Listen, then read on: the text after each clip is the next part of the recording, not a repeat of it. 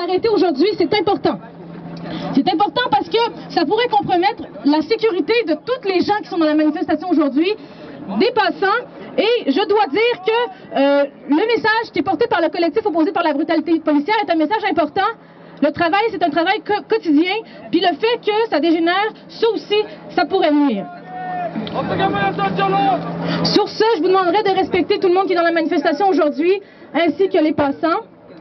Je vais passer la parole à Sophie Sénécal, qui est porte-parole pour l'organisation du 1er mai.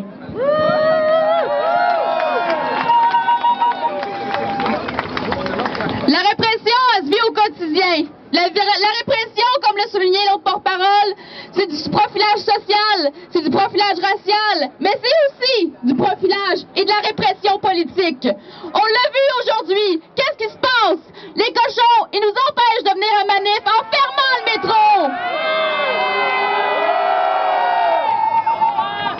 Non seulement ça, mais ils mettent tout le monde ses dents en les fouillant à l'entrée. Aujourd'hui, je veux apporter votre attention sur un autre événement de répression politique que la communauté des militants et militantes de Montréal a subi l'an dernier. L'an passé, à l'occasion de la Journée internationale des travailleurs et des travailleuses, plusieurs groupes de Montréal, des groupes populaires, des groupes militants, des organisations, ont ensemble organisé un 1er mai anticapitaliste pour dire qu'on en a assez des patrons véreux, qu'on en a assez aussi de se faire chier à longueur de l'année pour leur donner notre salaire.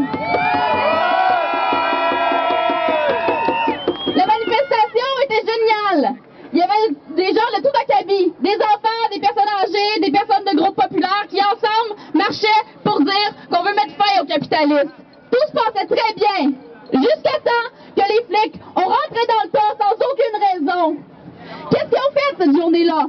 Ils n'ont pas hésité une seule seconde à poivrer des enfants, à renverser des poussettes, à matraquer des personnes âgées. Tout ça dans le simple but, on le sait très bien, de nous faire peur et de nous dire, écoutez, arrêtez donc de manifester, fermez-vous dans votre gueule, parce que cette journée-là, on l'a compris, que le slogan « La police au service des riches et des fascistes », il veut dire quelque chose.